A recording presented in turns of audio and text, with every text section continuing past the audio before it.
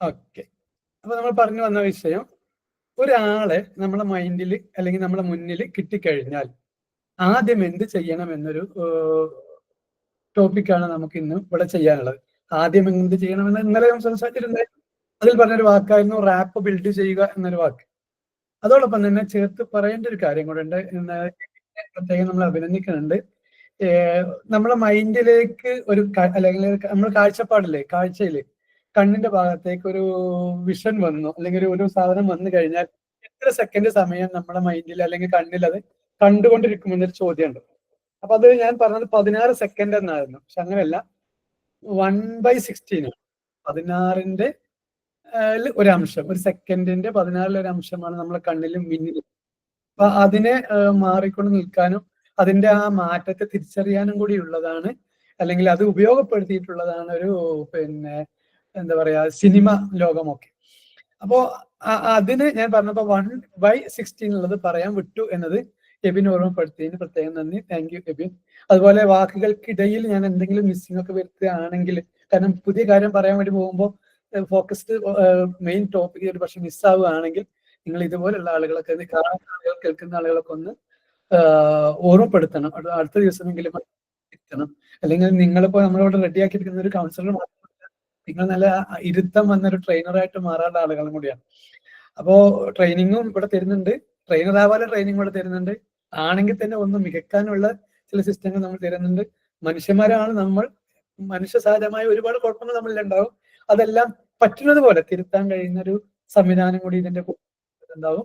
അതോടൊപ്പം തന്നെ നമ്മൾ നല്ലൊരു കൗൺസിലറായിട്ട് മാറുകയും ചെയ്യാം. അപ്പോ ഇന്നലെ നമ്മൾ ഡിസ്കസ് ചെയ്തത് കൗൺസിലറായി നമ്മുടെ മുമ്പിൽ വരുമ്പോൾ നമ്മൾ എന്തെല്ലാം ചെയ്യണമെന്ന ടോപ്പിക് ആയിരുന്നെങ്കിൽ, തുടങ്ങി വെച്ചത് അങ്ങനെ ആയിരുന്നില്ല. തുടങ്ങി വെച്ചത് എങ്ങനെയായിരുന്നു?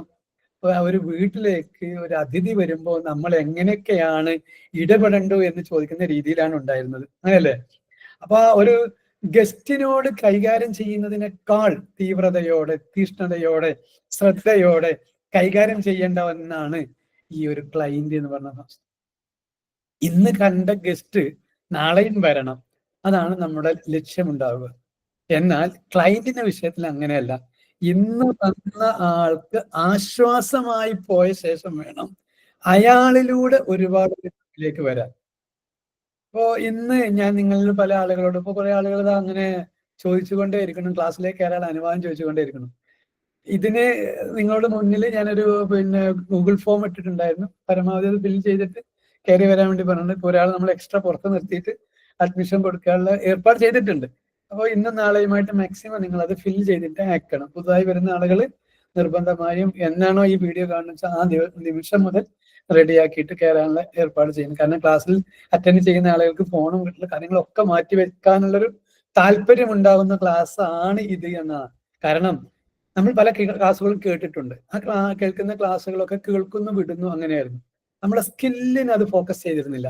ഇപ്പോൾ ഇന്ന് മുതൽ നമ്മളൊരു സ്കിൽ ഓറിയന്റഡ് ആയിട്ടുള്ള ഒരു ട്രെയിനിങ്ങിൽ അറ്റൻഡ് ചെയ്യാം.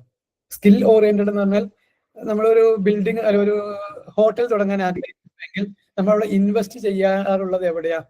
ഇൻവെസ്റ്റ് ചെയ്യാറുള്ളത് ഹോട്ടൽ തുടങ്ങണമെങ്കിൽ ആരോ ഉണ്ടാക്കി വെച്ച ഒരു ബിൽഡിങ്ങിലാണ് നമ്മൾ ഇൻവെസ്റ്റ് ചെയ്യുക. അപ്പോ ആ ബിൽഡിംഗ് ഓണറുടെ സ്വഭാവത്തിനനുസരിച്ചിട്ടായിരിക്കും അതിന്റെ ഒരു കാലാവധിയും നമ്മൾ എന്തൊക്കെയാണോ അവിടെ ഇൻവെസ്റ്റ് ചെയ്യുന്നത്. നാളെ അത് എടുത്ത് ഒഴിവാക്കാൻ വേണ്ടി പറഞ്ഞാൽ കംപ്ലീറ്റ് ഇപ്പൊ ടൈൽസിന്റെ വർക്കുകളോ അല്ലെങ്കിൽ എന്തെല്ലാം വർക്ക് അവിടെ ചെയ്തിട്ടുണ്ടോ അതൊക്കെ എടുത്തിട്ട് പോകണം. എന്ന് വെച്ചാൽ ഇൻവെസ്റ്റ് ചെയ്യുന്നത് വേറൊരാളുടെ സ്വത്തിലായിരുന്നുവെങ്കിൽ അല്ലെങ്കിൽ വേറൊരാളുടെ ബിൽഡിങ്ങിലായിരുന്നുവെങ്കിൽ നമ്മൾ ഇൻവെസ്റ്റ് ചെയ്യുന്നത് നമ്മിൽ തന്നെയാണ്. അപ്പോൾ നിങ്ങളെ ഉള്ളിൽ ആ ഒരു കഴിവിനെ വളർത്തിയെടുക്കുക, ആ ഒരു ധൈര്യത്തെ, കോൺഫിഡൻസിനെ കണ്ടുവരിക എന്നതായിരുന്നു ഏറ്റവും ഫോക്കസ്ഡ് ആയിട്ട് നമ്മൾ കൊണ്ടുവരുന്നത് അല്ലെങ്കിൽ ലക്ഷ്യം വെക്കുന്നത്. അപ്പൊ നിങ്ങൾ ഇന്ന് മുതൽ ചെയ്യേണ്ട ഒരു വർക്കാണ്, പ്രധാന വർക്കാണ്, നിങ്ങൾ ഒരു കൗൺസിലർ ആണെന്ന് നിങ്ങൾ സ്വയം തീരുമാനിക്കുകയും അത് പരസ്യപ്പെടുത്തുകയും ചെയ്യുക. പരസ്യപ്പെടുത്താൻ നല്ല മടിയുണ്ടാവും. കാരണം എനിക്കൊന്നും അറിയില്ലല്ലോ എന്നൊരു ഫീലിംഗ് നിങ്ങളുടെ ഉള്ളിലുണ്ടാവും. നിങ്ങൾക്ക് എല്ലാം അറിയാം, എനിക്കും ഒരുപാട് അറിയാം, പക്ഷേ പരസ്യപ്പെടുത്താൻ പറ്റുന്നുണ്ടാവില്ല. ഞാനൊരു സർക്കാർ സർവീസ് ഉള്ള ആൾക്ക് പരസ്യം ചെയ്യുന്നതിന് പരിമിതിയുണ്ട്. എന്നാൽ എൻ്റെ ക്ലയൻസ് ആയിട്ട് വന്നവർ, എൻ്റെ ഫ്രണ്ട്സായി വന്നവർ, എൻ്റെ എന്താ പറയാ ക്ലാസ്സിൽ അറ്റൻഡ് ചെയ്ത എൻ്റെ സുഹൃത്തുക്കൾ, അവരൊക്കെയാണ് എൻ്റെ ക്ലാസ്സിനെ പ്രൊമോട്ട് ചെയ്തിട്ടുള്ളത്. ഞാൻ ക്ലാസ് നടത്താൻ തീരുമാനിക്കുന്നുണ്ടാവും, നിങ്ങൾ തന്നെ അതിനെ മാർക്കറ്റ് ചെയ്യുന്നുണ്ടാവും. അല്ലെങ്കിൽ വന്ന ആളുകൾ തന്നെ വീണ്ടും വീണ്ടും വന്നുകൊണ്ടിരിക്കും. പരമാവധി ആളുകളിലേക്ക് നിങ്ങൾ എത്തിക്കുകയും ചെയ്യും. ഞാനിവിടെ പറഞ്ഞു വന്നതെന്ന് വെച്ചാൽ, ഇത് നല്ലതാണെന്ന് നിങ്ങൾക്ക് തോന്നിയിട്ടുണ്ടെങ്കിൽ നിങ്ങൾ അത് 10 ആളിലേക്ക് എത്തിക്കണം. ഇന്നത്തെ ടാസ്ക് തരാൻ ഉദ്ദേശിക്കുന്നത് അത് തന്നെയാണ്. റാപ്പോ എന്ന ടോപ്പിക് ഇന്ന് ഞാൻ പഠിപ്പിക്കുമ്പോൾ നിങ്ങൾക്ക് അത് വർക്ക് ചെയ്യുന്നില്ല എന്ന തോന്നൽ വരും. അപ്പൊ ഞാൻ ആദ്യം എന്ന് വിളിക്കുന്നത് വിജയ ടീച്ചർ. വിജയ ടീച്ചർ എന്ന് വന്നണോ? എത്തിയിട്ടില്ല എന്ന് തോന്നുന്നു. ഓക്കെ. വിജയ ടീച്ചർക്ക് ഒരു പ്രത്യേകത ഉണ്ടായിരുന്നു. കഴിഞ്ഞ ക്ലാസ്സിൽ മാഷ് ഞാനത് വർക്ക് ചെയ്താൽ അത് വിജയിക്കില്ലല്ലോ എന്നൊരു തോന്നലുള്ള ആളായിരുന്നു. എന്നാൽ ക്ലയന്റ് വന്നു ഒന്നാമത്തെ ദിവസം വളരെ സക്സസ് ആയി, ഞാനത് ചെയ്തു പറഞ്ഞിട്ട് തിരിച്ചിങ്ങോട്ട് അയക്കലുണ്ട്. അപ്പൊ ക്ലയന്റിനെ എത്തിക്കുക എന്നതാണ് നിങ്ങൾ ആദ്യം ചെയ്യേണ്ട പണി. അപ്പൊ അത് എങ്ങനെയൊക്കെയാണ് ക്ലയന്റിനെ എത്തിക്കുക എന്നത്? ഒന്നാമത്തത് എങ്ങനെയൊക്കെയാണെങ്കിൽ ക്ലയന്റിനെ എത്തിക്കാന്ന് ചോദിച്ചാൽ, നിങ്ങൾക്ക് കൗൺസിലർ ആവാനുള്ള യോഗ്യത എന്ന് നിങ്ങൾ ആദ്യം തീരുമാനിക്കലാണ്. അപ്പൊ ചോദിക്കും, ഞാനിപ്പോ സൈക്കോളജിയിൽ PG എടുക്കണ്ടേ അല്ലെങ്കിൽ MSW എടുക്കണ്ടേ? അങ്ങനത്തെ കുറെ ചോദ്യങ്ങൾ നമ്മുടെ ഉള്ളിലുണ്ടാവും. ഒരു കൗൺസിലറുടെ മിനിമം ക്വാളിഫിക്കേഷൻ എന്ന് പറയുന്നത്, അതായത് ഗവൺമെന്റ്, ഈ കേന്ദ്ര ഗവൺമെന്റ് അംഗീകരിച്ച കൗൺസിലറുടെ യോഗ്യത എന്നത് സൈക്കോളജിയിൽ PhD എടുത്ത ആൾക്കേ കൗൺസിൽ ചെയ്യാൻ പറ്റൂ എന്നാണ്.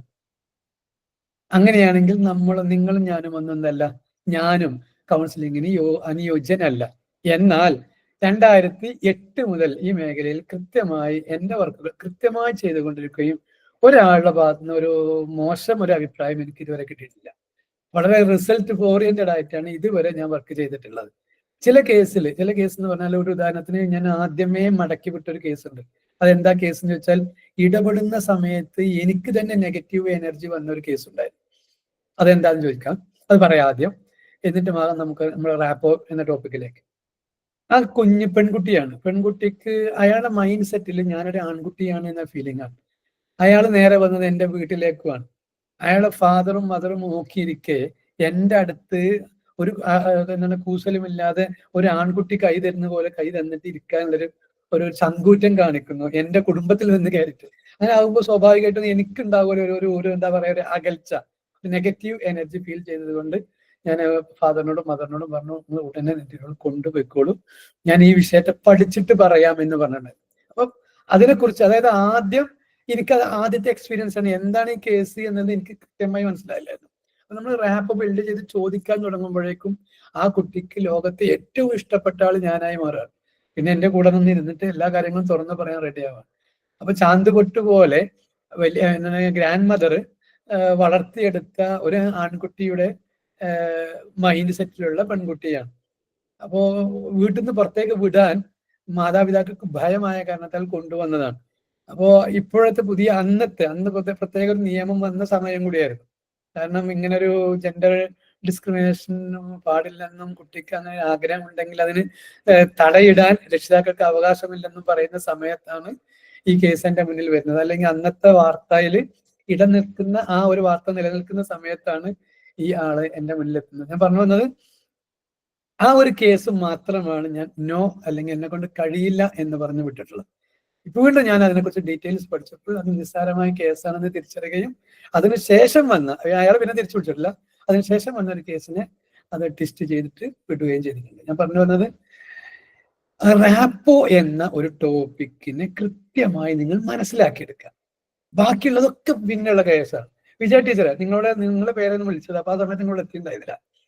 ഇന്നലെ നമ്മൾ ജില്ലാ അടിസ്ഥാനത്തില് മൈക്കൊന്ന് കുറച്ച് നേരത്തെ ഓഫായിക്കോളൂ, ഞാൻ പറയുന്ന സമയത്ത് ഓണാക്കിയാൽ മതി. ജില്ലാ അടിസ്ഥാനത്തില് ഒരു എന്താ പറയാ, ഗസ്റ്റിനെ എങ്ങനെ സ്വാഗതം ചെയ്യണം എന്നൊരു ചോദ്യം ചോദിക്കുകയായിരുന്നു. കാരണം നമുക്കിവിടെ കൊല്ലം ജില്ല മുതൽ കാസർഗോഡ് ജില്ല വരെയുള്ള എല്ലാ ആളുകളും ഒരുപക്ഷെ ഇവിടെ ഉണ്ട്. കാസർഗോഡിന് അപ്പുറത്തേക്ക് കർണാടക സ്റ്റേറ്റിലെ ആളുകളും നമ്മുടെ കൂടെ ഉണ്ട്. അപ്പോ ഈ ചോദ്യം വന്നതോടുകൂടെ തന്നെ പാലക്കാട് ജില്ലയിലും അതുപോലെ തന്നെ എന്താ പറയാ എറണാകുളം ജില്ലയിലും അതുപോലെ തന്നെ ഇടുക്കിയിലുള്ള ആളോ ഉണ്ടായിട്ട് അയാൾ മിന്നിയോ എന്നൊരു സംശയം എൻ്റെ ഉള്ളിൽ ജനിച്ചു എന്നുള്ളതാണ്. അപ്പോ ഞാൻ പറഞ്ഞു വന്നത്, ചോദിക്കുമെന്ന ഒരു ധാരണ നിങ്ങളുടെ ഉള്ളിൽ ഉണ്ടായിട്ട് വേണം ഈ ക്ലാസ്സിലിരിക്കാൻ. ഏത് സമയത്തും നിങ്ങളെ ഞാൻ വിളിക്കും. കാരണം ഇതിന് ഒരു ഓഡിയോ കേൾക്കുന്ന അല്ലെങ്കിൽ വീഡിയോ കാണുന്ന ഒരു രീതി അല്ല ഇതിന് വേണ്ടത്. നിങ്ങളും ഞാനും ഒരു ക്ലാസ് റൂമിൽ ഇരുന്ന് പഠിക്കുന്ന ഫീലിംഗ് ആണ് നമുക്ക് വേണ്ടത്. അങ്ങനെ ഫീലിംഗ് ഉണ്ടെങ്കിലേ ഇതിന് റിസൾട്ട് കിട്ടുള്ളൂ. ഫസ്റ്റ് ഡേയിൽ ഉദ്ഘാടനം ചെയ്ത നമ്മുടെ നിജമൽ ബാബു സാർ പറഞ്ഞ വാക്ക് നിങ്ങൾക്ക് ഓർമ്മയുണ്ടാവും. ലക്ഷങ്ങൾ മുടക്കിയിട്ടാണ് ഞങ്ങളൊക്കെ ഇത് പഠിക്കാൻ വേണ്ടി പോയിരുന്നത്. കാരണം ഒരാളുടെ മൈൻഡ് സെറ്റാണ് നമ്മൾ വായിക്കുന്നത്. അങ്ങനെ മൈൻഡ് എന്ന സാധനം ഉണ്ടോ? തെളിവില്ല. പിന്നെ എങ്ങനെ വായിക്കുന്നു? യാതൊരു തെളിവുമില്ല. എന്നിട്ടും എന്റെ മനസ്സിൽ, ഞാൻ ഇവിടെ ക്ലാസ് നടത്തിക്കൊണ്ടിരിക്കുന്ന സമയത്ത് എന്റെ മൈൻഡ് സെറ്റിന് ഞാൻ വേറെ പണി കൊടുക്കുകയാണെങ്കിൽ ആ പണി ഏറ്റെടുക്കുന്ന എന്റെ സ്റ്റുഡൻസ് ഉണ്ട് എന്നതിന്റെ തെളിവ് ഞങ്ങൾ ഇന്നലെയും ഇനിയാന്നൊക്കെ ആയിട്ട് മുൻ കേരള ഗ്രൂപ്പുകളിലൊക്കെ ഞങ്ങൾ അവതരിപ്പിച്ചിട്ടുണ്ട്. ഞാൻ പറഞ്ഞു വന്നതെന്ന് വെച്ചാല് നമ്മളെ മൈൻഡിന് അപാരമായ കഴിവുണ്ട്. ആ അപാര കഴിവിനെ തിരിച്ചറിയാത്തതാണ് നമ്മുടെയൊക്കെ കുറവ്. നമ്മുടെ കുറവാണത്. അത് ഒരു ദിവസം നമ്മൾ തിരിച്ചറിയും. പക്ഷെ അപ്പോഴേക്കും നമ്മുടെ വഴികളൊക്കെ ഒരു പക്ഷെ അടഞ്ഞിട്ടുണ്ടാകും എന്നതാണ് മറുവശം. ഇപ്പോ ഞാൻ ഒരു ട്രെയിനർ ആണ് എന്ന് ഞാൻ തിരിച്ചറിയണത് ഒരു ആക്സിഡന്റിൽ പെട്ട് വീട്ടിൽ ഇളകാൻ കഴിയാതെ കിടക്കുന്ന സമയത്താണ്. കയ്യിലെ മസിൽ വീണ് കിടക്കുകയാണ്, കൈകൊണ്ട് കയ്യില്, കാലിന് ചിരട്ട പൊട്ടി കിടക്കുന്നു, നടക്കാനും കഴിയില്ല. വീട്ടിൽ തന്നെ റൂമിൽ തന്നെ കിടക്കുന്ന സമയത്താണ് എൻ്റെ അനുജന്മാര് വന്നിട്ടാണ് NLP ട്രെയിനിങ് വേണമെന്ന് ആവശ്യപ്പെട്ടിട്ട് NLPയിലേക്ക് ഞാൻ ഇറങ്ങുന്ന ട്രെയിനിങ് തുടങ്ങുന്നതും. ഞാൻ പറഞ്ഞു വന്നത്, എൻ്റെ ഉള്ളിലെ സ്കില്ലിനെ ഞാൻ തിരിച്ചറിയാൻ ഒരു ഗ്യാപ്പ് എനിക്ക് ആവശ്യമാണ്. ഇതേപോലെ നിങ്ങളുടെ ഉള്ളിൽ ഒരു കൗൺസിലർ ഉണ്ട് എന്നത് നിങ്ങൾക്കറിയാം, നിങ്ങൾക്ക് തന്നെ അറിയാം. പക്ഷെ നിങ്ങളത് പ്രായോഗവൽക്കരിച്ചിട്ടില്ല. No problem. പക്ഷെ ഇന്ന് നിങ്ങൾ പരസ്യം ചെയ്യാൻ തയ്യാറാകുക, നിങ്ങളൊരു കൗൺസിലറാണ്. അപ്പോ നേരത്തെ ഞാൻ പറഞ്ഞു, കൗൺസിലർ ആണ് എന്ന് പറഞ്ഞത് കൊണ്ട് നിങ്ങളുടെ പേരിൽ പോലീസ് കേസ് എടുക്കാൻ യാതൊരു അവകാശവും ഇല്ല. നിങ്ങൾ കൗൺസിൽ ചെയ്തുകൊണ്ടിരിക്കുന്നു, ആ കൗൺസിലിംഗ് പരാജയപ്പെട്ടാൽ ഈ ക്ലയന്റ് ഒരു പക്ഷെ നിങ്ങളെ അടിച്ചു എന്നോ അല്ലെങ്കിൽ എന്താ പറയാ ചീത്ത പറഞ്ഞു എന്നോ ഒക്കെ വന്നേക്കാം. പരാജയപ്പെട്ടാൽ. ഇല്ലെങ്കിലോ അയാൾ ഹാപ്പി ആയിട്ട് തിരിച്ചു പോവുകയാണെങ്കിലോ അയാൾ നിങ്ങളിലേക്ക് ആളുകളെ വിടുന്ന ആളുകളായിരിക്കും. നിങ്ങളെ യോഗ്യത എന്നത് ഒരാളും അവിടെ പരിശോധിക്കേണ്ട ഒരു സാഹചര്യമില്ല. നിങ്ങളും ക്ലയന്റും ഒരു മ്യൂച്വൽ അണ്ടർസ്റ്റാൻഡിങ്ങിൽ ഇത്തിരി നേരം സംസാരിച്ചു എന്ന് കരുതിയിട്ട് നിങ്ങൾക്ക് ഒന്നും നഷ്ടപ്പെടാനില്ല, കിട്ടാനേ ഉള്ളൂ. നിങ്ങൾ എത്രയാണോ ഫീസ് ഉദ്ദേശിക്കുന്നത് ആ ഫീസ് നിങ്ങൾക്ക് കിട്ടാനേ ഉള്ളൂ, അല്ലാതെ നഷ്ടപ്പെടാനോ ഒന്നുമില്ല എന്ന് നിങ്ങൾ ആദ്യം തിരിച്ചറിയുക. പറഞ്ഞ പോയിന്റ് മനസ്സിലായെന്ന് കരുതുന്നു. അപ്പൊ എപ്പോഴാണോ നിങ്ങൾ അത് തിരിച്ചറിയണോ നിങ്ങൾക്കത് മാറ്റം വരുത്താൻ നിങ്ങൾക്ക് കഴിയുമെന്നതാണ് അതിന്റെ അടുത്ത ഒരു ചിന്തിക്കേണ്ട മേഖല. അപ്പോ ഇനി ചോദിക്കുന്നത് വിജയ ടീച്ചറോട് തന്നെയാണ്. ടീച്ചർ കേട്ടിട്ട് ആൻസർ പറഞ്ഞാൽ മതി, കാരണം എക്കോ അടിക്കുന്നത് കൊണ്ട് ചോദിക്കുകയാണ്. നിങ്ങൾക്ക് കഴിഞ്ഞ ക്ലാസ്സിനെ ഒരു കൗൺസിൽ ചെയ്യാനുള്ള ടെക്നിക്സ് മുഴുവനും മനസ്സിലായി, പക്ഷെ നിങ്ങൾ പറഞ്ഞത് എനിക്ക് ധൈര്യമില്ല എന്നായിരുന്നു, അങ്ങനെയല്ലായിരുന്നു?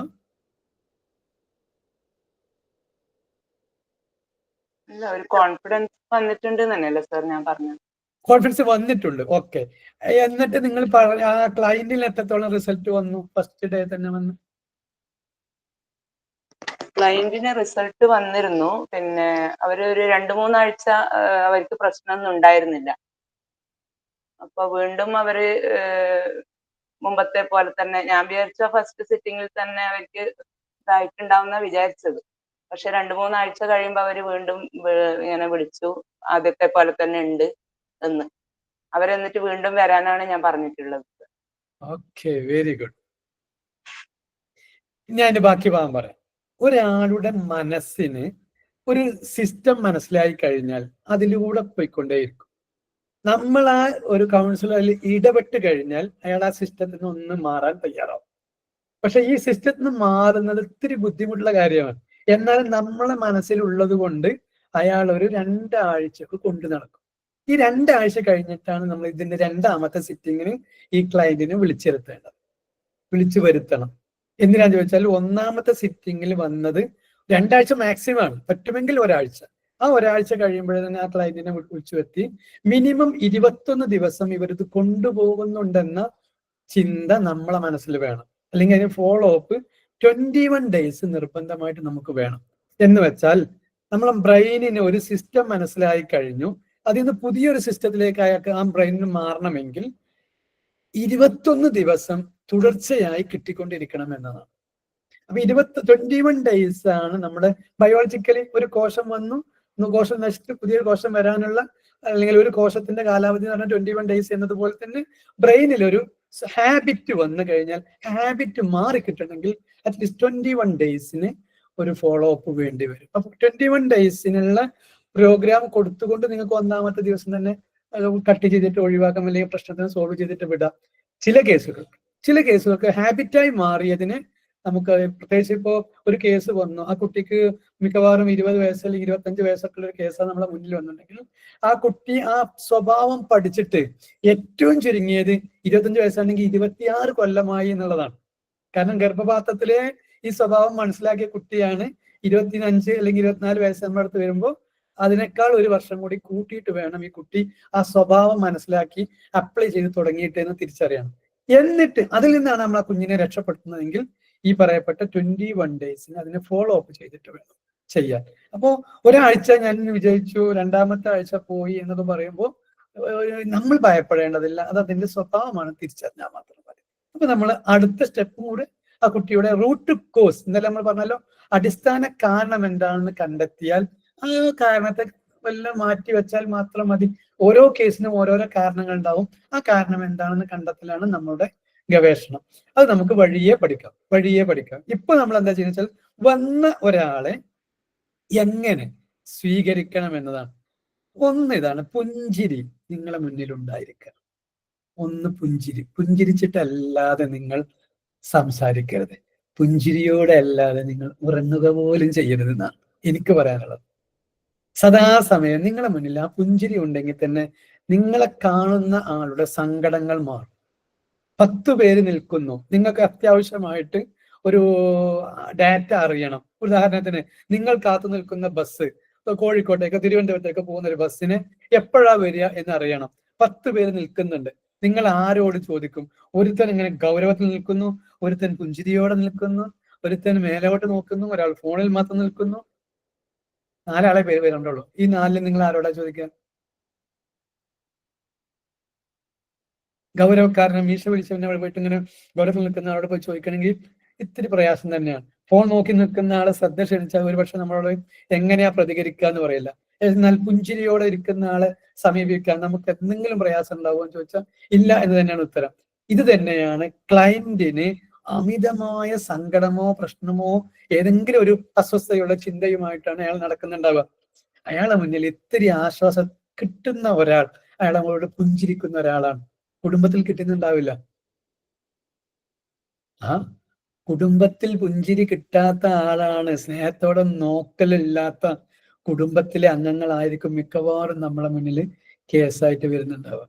അപ്പോ പുഞ്ചിരിച്ച് എന്താണ് പ്രശ്നമെന്ന് എമ്പതിയോടെ സിമ്പതിയോടെ ചോദിക്കുന്ന ഒരാളെ കിട്ടിയാൽ അയാളുടെ മനസ്സ് മുഴുവൻ തുറക്കും. അയാൾ തുറക്കുന്ന മുഴുവനും ആ ചിപ്പി മുഴുവൻ തുറക്കാൻ നമുക്ക് കാത്തിരിക്കാൻ നമുക്ക് സമയമില്ലാത്തത് കൊണ്ട് നമ്മൾ എന്ത് ചെയ്യും?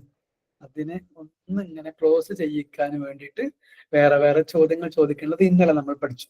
കൂട്ടി വായിച്ചാൽ മതി. അപ്പോ അയാളുടെ മൈൻഡ് ഓപ്പൺ ആക്കാൻ, വാക്കുകൾ തുറക്കാനുള്ള ഒരു വാതായനം നിങ്ങൾ തുറക്കുക എന്നതാണ്. നിങ്ങളുടെ മുഖം കണ്ടാൽ അയാൾക്ക് യെസ്, നിങ്ങളോട് പറയാം, എൻ്റെ എല്ലാ പ്രശ്നങ്ങളും ഇറക്കി വെക്കാൻ പറ്റുന്ന ഒരു കൗൺസിലർ തന്നെയാണ് എൻ്റെ മുന്നിലുള്ളത് എന്നൊരു ചോദ്യം, ഒരു ഉത്തരം അയാൾക്ക് കിട്ടുകയാണെങ്കിൽ യെസ്, അത് മതി നമുക്ക്. അതാണ് അയാൾക്ക് ഒരു ഓപ്പണിങ് കിട്ടിയെന്നർത്ഥം. അപ്പൊ പുഞ്ചിരിയോടെ നിങ്ങൾ ഇരിക്കൂ എന്ന് പറഞ്ഞ് ആരൊക്കെ എന്തൊക്കെയോ ഒന്ന് പരിചയപ്പെട്ട്, പ്രത്യേകിച്ച് ആ വന്ന ക്ലയന്റ് ആരെന്ന് അവരുടെ വാക്കിൽ മനസ്സിലായി കഴിഞ്ഞാൽ നിങ്ങളുടെ നോട്ടം എവിടേക്ക് വേണം? പുതിയ ആളുകളെന്ന് ഉത്തരം പറയണം. ഈ ക്ലാസ്സിലൊക്കെ 4ാമതായിട്ട് വന്ന, എന്റെ ക്ലാസ്സിലേക്ക് 4ാമത്തെ പ്രാവശ്യമാണ് എൻ്റർ ചെയ്യുന്നത്. അങ്ങനത്തെ ആളോട് മാത്രമുള്ള ചോദ്യമാണ്. എനിക്ക് പരിചയമില്ലാത്ത ആൾക്കാരുടെ പേര് വായിക്കുക ഞാൻ.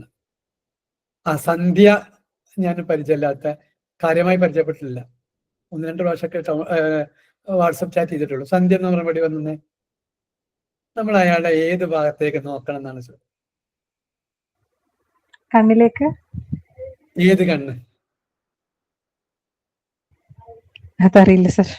Very good, very good. Mujeeb സാറേ, മുജീബ് മാഷ് എന്ന് പറഞ്ഞാണ് ഏത് കണ്ണിലേക്ക് നോക്കണം? കണ്ണ് എന്ന് പറഞ്ഞു. വെരി ഗുഡ്, നല്ല ഉത്തരമാണ്. മുജീബ് സാർ വന്ന ഉടനെ തന്നെ പണി തന്നു തോന്നുന്നുണ്ടോ? സാറേ ഞങ്ങള് ഹോസ്പിറ്റലിലാണ്. ഓ very good, very good. Okay, മരുന്ന് ആയിട്ടും നിങ്ങൾ ഇതിൽ ക്ലാസ്സിൽ അറ്റൻഡ് ചെയ്തില്ലേ? Very good, salute. Okay, no problem, no problem. അതാണ് നിങ്ങൾ അസ്വസ്ഥതാണെന്നുള്ള ഒരു ഫീലിംഗ് കിട്ടാനുള്ള കാരണം. ഓക്കെ, എന്നാ കമ്പ്യൂട്ടർ പോയാൽ അപ്പൊ നമ്മൾ നോക്കേണ്ടത് അയാളുടെ കണ്ണിലേക്ക് തന്നെയാണ്. സോഫിയ അബ്ദുൽ ലത്തീഫ്, ഞാൻ പരിചയമില്ലാത്ത ആളാന്ന് തോന്നുന്നു. ആ, നമ്മൾ അയാളെ കണ്ണിലേക്ക് നോക്കുക എന്ന് പറഞ്ഞു. ഏത് കണ്ണിലേക്കാണ് ഉത്തരം പറയാമോ? അകക്കണ്ണിലേക്കാണോ? അകക്കണ്ണിലേക്ക്. നല്ലൊരു ഉത്തരമാണ്, കുറച്ച് ഗ്രേറ്റ് ഉത്തരാണ്.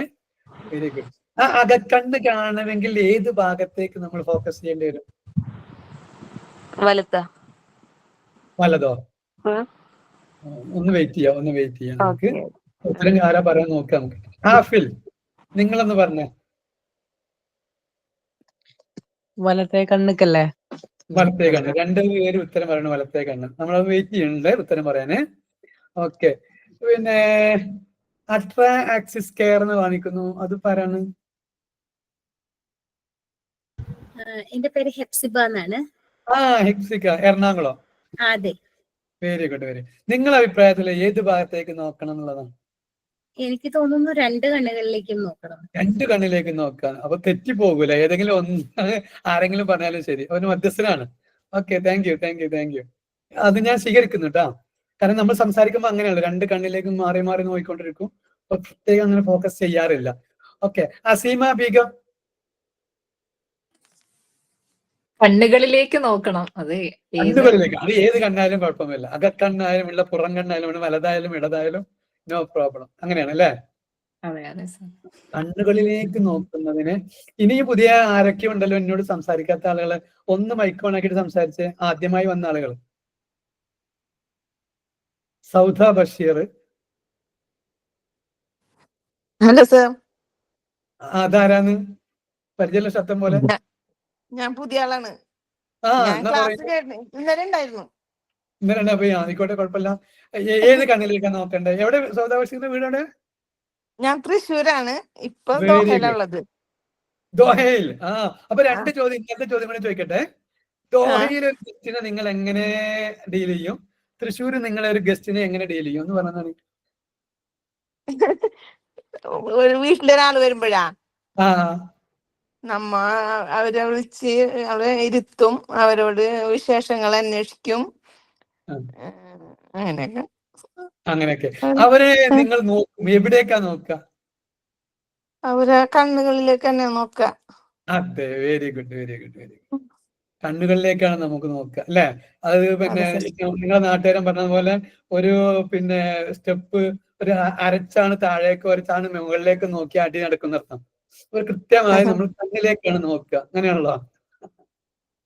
ഓക്കെ, അപ്പോ ആ നോട്ടം കുറച്ചും കൂടി രസകരമായി, അല്ലെങ്കിൽ വളരെ പെട്ടെന്ന് ഉത്തരം കിട്ടുന്ന, അല്ലെങ്കിൽ നമ്മോട് വല്ലാത്തൊരു അറ്റാച്ച്മെന്റ് തോന്നണമെങ്കിൽ നമ്മൾ അയാളുടെ ഇടതു കണ്ണിലേക്ക് നോക്കണം എന്നാണ് പറയാം.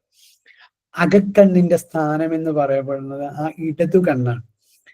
അത് കുറച്ചും കൂടി ഡീറ്റെയിൽ ആയിട്ട് മനസ്സിലാവണമെങ്കിൽ, ഡീപ്പായിട്ട് മനസ്സിലാവണമെങ്കിൽ വീട്ടില് നിങ്ങൾ പെറ്റ് ആനിമൽസ് ഉണ്ടെങ്കിൽ അവരുടെ ഇടത് കണ്ണിലേക്ക് നോക്കിയാൽ മതി. നിങ്ങളോട് വളരെ പെട്ടെന്ന് അത് ഒരു സബ്മിസീവ് ആവുന്നതാണ് സൈക്കോളജിയിൽ, NLP പറയാം. നമ്മളോട് ഏറ്റവും വിധേയത്വം കാണിക്കണമെങ്കിൽ അവരുടെ ഇടത് കണ്ണിലേക്ക് നോക്കണം എന്നാണ്. അപ്പൊ ഇവിടെ പറഞ്ഞു തരുന്ന ഈ പാഠഭാഗത്തെ നെഗറ്റീവായിട്ട് ഉപയോഗിച്ചാൽ ഞാൻ അറിയില്ല, നിങ്ങളാണ് ഉത്തരവാദി, ഞാനല്ല ഉത്തരവാദി. അപ്പൊ ഇത് വളരെ സത്യസന്ധമായി, ഇപ്പൊ പുതിയ ആളുകളെ പരിചയപ്പെട്ട ശേഷമാണ് നമ്മൾ ഈ ടോപ്പിക് അവതരിപ്പിക്കുന്നത്. അതിന് വേണ്ടിയിട്ടാണ് ഈ വിഷയങ്ങളൊക്കെ ഇങ്ങനെ നീട്ടിപ്പരത്തി കൊണ്ടുപോയത്. അപ്പോൾ ഡേഞ്ചർ സാധനമാണ് ഈ പറയപ്പെട്ട റാപ്പോ എന്നത്.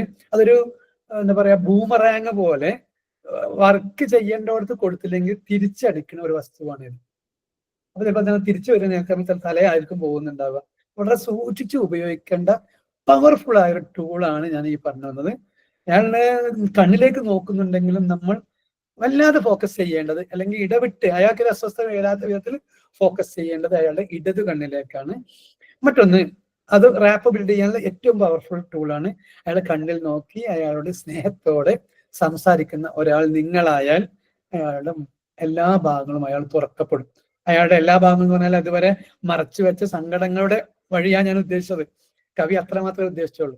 അത് നിങ്ങളെ മുന്നിൽ തുറന്നു തരികയും വിഷയം വളരെ സ്മൂത്ത് ആയിട്ട് നിങ്ങളെ മുന്നിൽ അവതരിപ്പിക്കപ്പെടുമ്പോൾ നിങ്ങൾക്ക് അതിന് വളരെ പെട്ടെന്ന് റെമഡി കാണിക്കാനും പരമാവധി ഒരു അരമണിക്കൂർ അല്ലെങ്കിൽ ഇനി മാക്സിമം പോവുകയാണെങ്കിൽ 1 മണിക്കൂർ കൊണ്ട് ആ സെഷൻ കംപ്ലീറ്റ് ആക്കിയിട്ട് അവരെ റിലാക്സ് ആക്കിയിട്ട് വിടാൻ നിങ്ങൾക്ക് കഴിയും.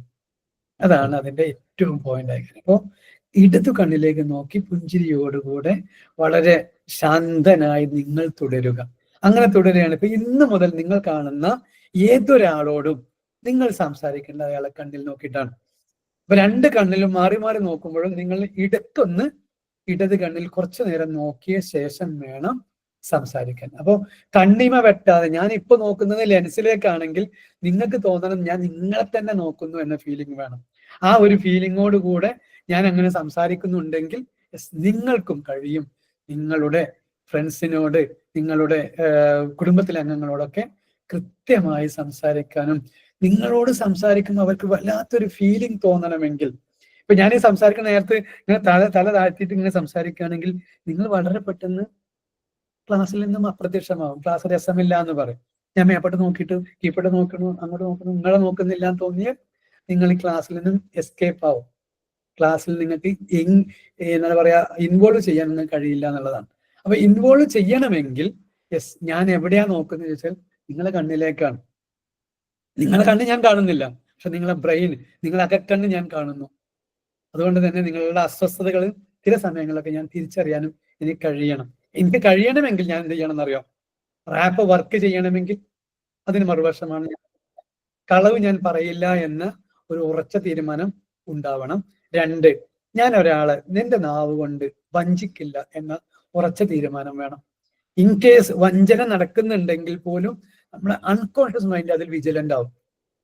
ഇന്നലെ എന്നോട് ഒരാൾ ചോദിച്ചിട്ടുണ്ടായിരുന്നു, വാട്സപ്പിൽ മെസ്സേജ് ആയിട്ട് അയച്ചിട്ടുണ്ടായിരുന്നു, ഞാനായിട്ട് കളവ് പറഞ്ഞിട്ടില്ല, പക്ഷെ എൻ്റെ ഒരു ഫ്രണ്ടാണ് എനിക്ക് വേണ്ടി കളവ് പറയുന്നുണ്ട്, അത് എന്നെ ബാധിക്കുമോ, എൻ്റെ ക്ലയന്റിനെ അത് ബാധിക്കുമോ എന്ന് വെച്ചോ.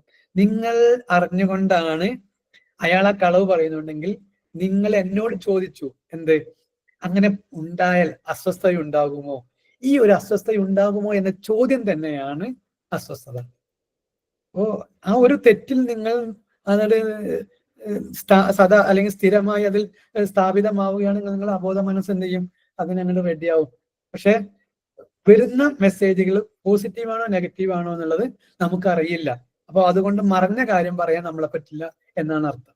അപ്പോ നമുക്ക് വേണ്ടി ഒരാൾ കളവ് പറയുകയാണെങ്കിലും അത് നീയാണ് ഞാനല്ല എന്നൊരു ഫീലിംഗ് നമ്മളെ മൈൻഡിൽ കൊണ്ടുവന്ന് ആ വഴി അങ്ങ് അടച്ചു വെക്കുക. അപ്പോൾ കളവ് പറയാതിരിക്കുക എന്നത് വളരെ പ്രധാനമാണ്. ചതിക്കില്ല എന്നതും വളരെ പ്രധാനമാണ്. അതെന്തിനാന്ന് ചോദിച്ചാൽ ഒരാളുടെ റൂട്ട് കോഴ്സ് കണ്ടെത്തുന്ന സമയത്ത് അവർക്ക് പോലും അറിയില്ല അവരുടെ റൂട്ട് കോഴ്സ് ഏതാണെന്ന്. ഇതാണ് കാരണമെന്ന് അവർക്ക് പോലും അറിയില്ല. പിന്നീടാണ് നമ്മൾ ഈ റിവീൽ ചെയ്യുമ്പോഴാണ് അവർക്കും ആ കേസിനെ തിരിച്ചറിയാൻ കഴിയും. അപ്പൊ ഞാൻ പറഞ്ഞു വന്നത്, നമ്മളായിട്ട് ഒരാളെയും ചതിക്കില്ല, കളവ് പറയില്ല, നാവിന്റെ കുഴപ്പങ്ങളായ പരദൂഷണങ്ങളിലോ അല്ലെങ്കിൽ അയാൾ പറഞ്ഞു ഇങ്ങനെ പറഞ്ഞു നമ്മൾ ഏറ്റു പറയുന്ന ഏഷണി പോലുള്ള കാര്യങ്ങളിലൊന്നും നമ്മൾ ഇടപെടാതിരിക്കുന്നത് ഇങ്ങനെ നാവിനെ സുരക്ഷിതമാക്കാൻ നല്ലതാണ്. നാവിനെ സുരക്ഷിതമാക്കി കഴിഞ്ഞാലുള്ള പ്രത്യേകത, ചില കാര്യങ്ങൾക്ക് എങ്ങനെ നോക്കിയാലും ഒരു എന്താ പറയാ ഒരു ധാരണയും കിട്ടാത്ത കേസ് ഉണ്ടാവും. അങ്ങനത്തെ കേസും കൂടെ പറഞ്ഞിട്ട് ഈ റാപ്പോന്റെ ബാക്കി ഭാഗം പറയാം. ഇത് 2008 ഞാൻ NLP ഇങ്ങനെ പഠിച്ചു വന്നിട്ടേ ഉള്ളൂ. അപ്പോ എൻ്റെ സുഹൃത്ത് ആണ് എൻ്റെ അടുത്തേക്ക് വിടുന്നത് ഈ കേസിനെ. ഈ കേസിന്റെ പ്രത്യേകത, 8 വർഷമായ കുട്ടിക്ക് 8 വയസ്സായ സമയമാണ്. ജനിച്ച അന്ന് മുതൽ കുഞ്ഞ് ഈ എൻ്റെ അടുത്ത് വരുന്നത് വരെ എല്ലാ ദിവസവും രാത്രി 8 മണിയായാൽ കുട്ടി കരച്ചിൽ തുടങ്ങും.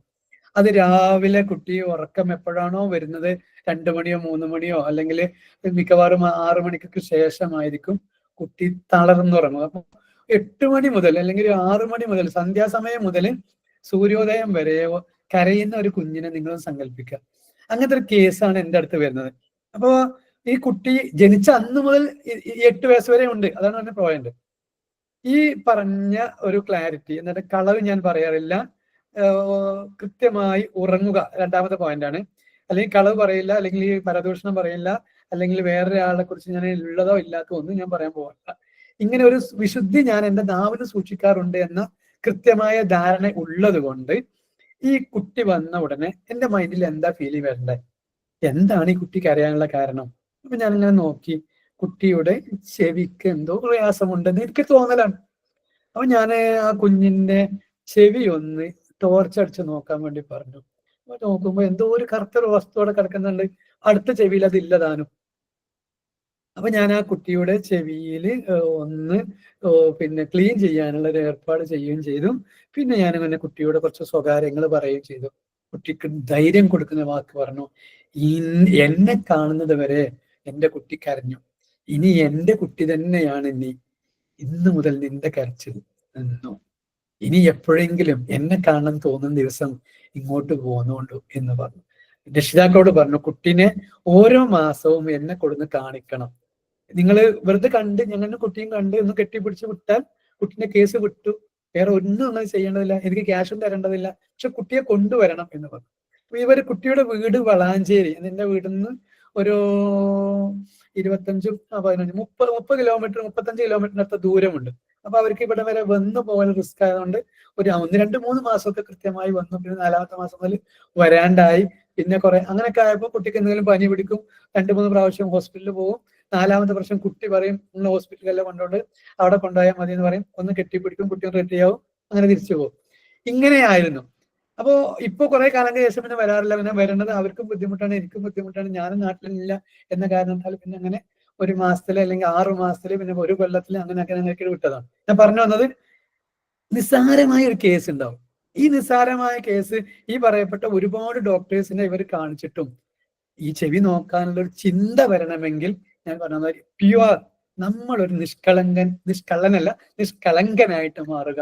അതിൽ വളരെ പ്രധാനമാണ് മറഞ്ഞ ഒരു കാര്യം. നമ്മളെ ബ്രെയിനിന് ഹൈ ലൈറ്റ് ചെയ്യപ്പെടുകയാണ്, ബ്രെയിനാണ് ലൈറ്റ് കൊടുക്കുന്നത്. അപ്പൊ കുറച്ചും കൂടെ സൂക്ഷ്മത നമ്മളെ ലൈഫിൽ കൊണ്ടുവന്നാൽ വളരെ പെട്ടെന്ന് റിസൾട്ടുകൾ നമ്മളെ മൈൻഡ് തന്നെ നമ്മളെ സഹായിച്ചു കൊണ്ടിരിക്കും. അതാണ്. അപ്പൊ നമ്മളൊരു കേസിൽ ഇടപെടുമ്പോൾ ഇനി അടുത്തത്, അപ്പൊ ഒന്ന് നമ്മൾ ഇടത് കണ്ണിലേക്ക് നോക്കി കുറച്ചു നേരം പുഞ്ചിരിയോടെ സംസാരിച്ചു കൊണ്ടിരുന്നു. എന്തൊക്കെയാണ് വിശേഷങ്ങൾ ചോദിക്കുന്ന സമയത്ത് തന്നെ ഒരു ഗസ്റ്റ് വന്നാൽ ചോദിക്കുന്ന അതേ ചോദ്യങ്ങൾ ചോദിക്കുന്നു, പേര് ചോദിക്കുന്നു, എന്താണ് പ്രശ്നം, എന്നാണ് തുടങ്ങിയത് എന്നിത്യാദി കാര്യങ്ങളൊക്കെ ഡീറ്റെയിൽ ആയി ചോദിക്കുന്നു. ചോദിക്കുന്ന സമയത്ത് നമ്മുടെ ശ്രദ്ധ എഴുതുന്ന പേപ്പറിൽ ആയിക്കൂടാ. ചോദിക്കേണ്ട ആള് നമ്മൾ തന്നെ, ഞാൻ തന്നെ ചോദിക്കണം, ഞാൻ തന്നെ എഴുതണം. പക്ഷെ ശ്രദ്ധ നമ്മൾ അൺകോൺഷ്യസ് മൈൻഡ് അവിടെ ആയിക്കൂടാ എന്നതാണ്. ഇപ്പൊ ഡ്രൈവിംഗ് പഠിക്കുന്ന സമയത്ത് ആദ്യം ഡ്രൈവിംഗ് പഠിക്കുന്ന സ്റ്റെയറിംഗ് ഞാൻ തന്നെ പിടിക്കണം, ഗിയർ ഞാൻ തന്നെ മാറ്റണം, സിഗ്നൽ ഞാൻ തന്നെ കൊടുക്കണം. ഇങ്ങനെ കുറെ കാര്യങ്ങൾ കേൾക്കുമ്പോൾ നിങ്ങൾക്ക് അസ്വസ്ഥത വരും. No problem. എൻ്റെ ഫ്രണ്ടിനോട് സംസാരിക്കുമ്പോൾ എൻ്റെ ശ്രദ്ധയെ കൊണ്ടുവരിക എന്നൊരു പോയിന്റ് ഉണ്ടല്ലോ. ഇപ്പൊ ഞാൻ നിങ്ങളോട് സംസാരിക്കുന്ന 1 മണിക്കൂർ സംസാരിക്കുമ്പോഴും എൻ്റെ ശ്രദ്ധ ടോപ്പിക്കിൽ വേണം. ഓക്കെ, അത് ഞാൻ ശ്രദ്ധിക്കണം. 2, എവിടെ പറഞ്ഞു നിർത്തി എനിക്ക് ഓർമ്മ വേണം, ഇനി എവിടെ പറയണം എന്ന ചിന്ത എൻ്റെ ഉള്ളിൽ വേണം. എന്നാൽ ഇതിനേക്കാൾ വളരെ പ്രധാനമാണ് നിങ്ങളെല്ലാവരും എൻ്റെ മുന്നിലുണ്ടെന്നും എന്നെ കേൾക്കുന്നുണ്ടെന്നും ഞാനും നിങ്ങളും വല്ലാത്തൊരു ബന്ധത്തിലാണെന്നും ഒരു ഓർമ്മ എൻ്റെ ഉള്ളിലുണ്ടായിരിക്കണം, നിങ്ങൾക്കുണ്ടാവും. അപ്പോൾ ഇതിനെ ഡീൽ ചെയ്യുന്ന രീതിയിലാണ് നമ്മൾ സംസാരിക്കുന്നത്. അപ്പോൾ 1ാമത്തെ ദിവസം ക്ലയന്റ് വരുമ്പോൾ നമുക്ക് തന്നെ ബേജാറാവും. ഫസ്റ്റ് ക്ലയന്റ് കിട്ടുമ്പോൾ ഇനി എങ്ങനെ ചോദ്യം ഉണ്ടാവും. No problem. നമ്മള് ഇന്നലെ ചോദിച്ച അതേ ചോദ്യം ഒന്നും കൂടെ ചോദിച്ചാൽ നിങ്ങൾ മനസ്സിലായി, നിങ്ങളെ മുന്നിലേക്ക് എത്തിയ ഒരു ഗസ്റ്റ് ആണ് ഇയാൾ. ആ ഗസ്റ്റിനോട് ഇത്തിരി നേരം സംസാരിക്കാൻ നിങ്ങൾ എന്തിനു മറക്കണം?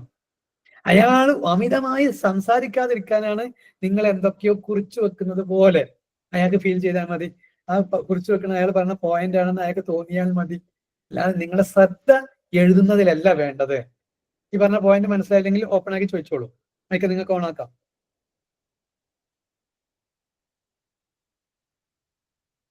പുതിയ ആളുകൾ പ്രത്യേകിച്ച് ഇടപെടണം ഈ പോയിന്റിൽ.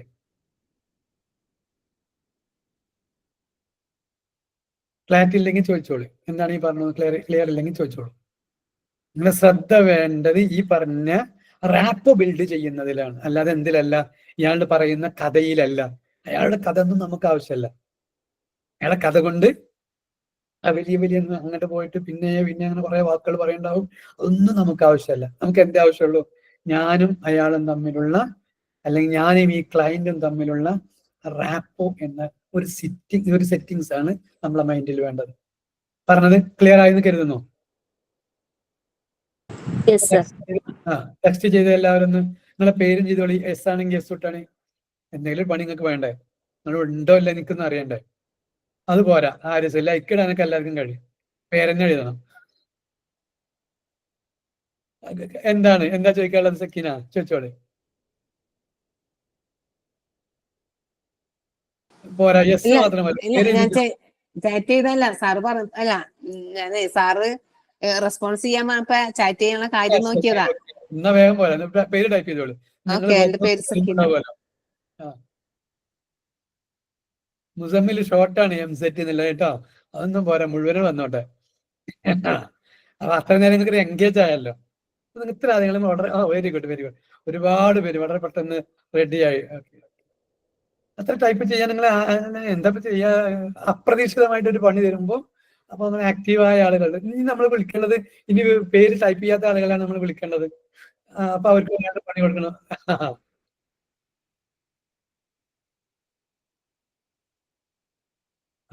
ബാക്കി വേഗം ടൈപ്പ് ചെയ്ത് തുടങ്ങി. അല്ലെങ്കിൽ മൻസൂറൊന്നും ഇളകിയല്ല അല്ലേ മൻസൂർ ഉസ്താദെ?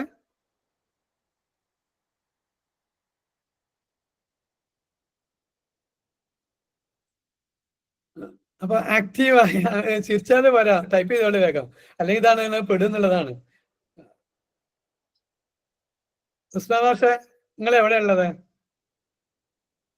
വിജയ ടീച്ചറെ, സുഹാന ടൈപ്പ് ചെയ്തിരുന്നു. സോറി, സുഹാന്റെ പേര് വിട്ടതാണ്. ജവാദ് വരുന്നുണ്ട്. ഇപ്പൊ പേര് വിളിക്ക് തുടങ്ങിയപ്പോ ആളുകൾ വരുന്നു തുടങ്ങി. ലില്ലി ടീച്ചറെ ഞാൻ ചെയ്തു സർ. ചോദ്യം എന്തായിരുന്നു?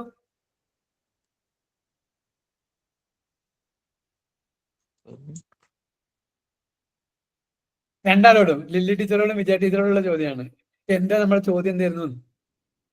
റാപ്പോ ബിൽഡ് ചെയ്യുന്നതിനെ കുറിച്ച്. കൃത്യമായ ധാരണ കിട്ടിയോ? കിട്ടിയിട്ടുണ്ട്. എന്തൊക്കെ നിങ്ങൾ ചെയ്യും?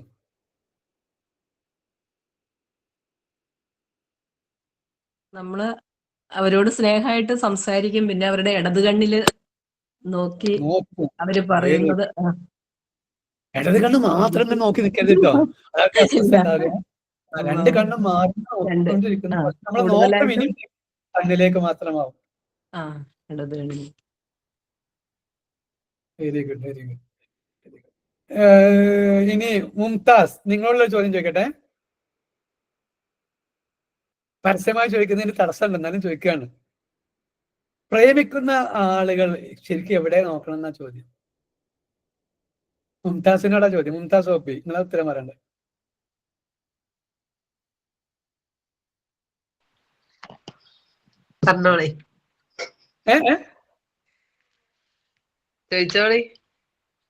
ചോദിച്ചു, അതിന് ഉത്തരം പറയുന്ന. ചോദ്യം മുഴുവൻ കേട്ടില്ല. പ്രേമിക്കുന്ന ആളുകൾ എവിടെ നോക്കണം എന്നാ ചോദ്യം.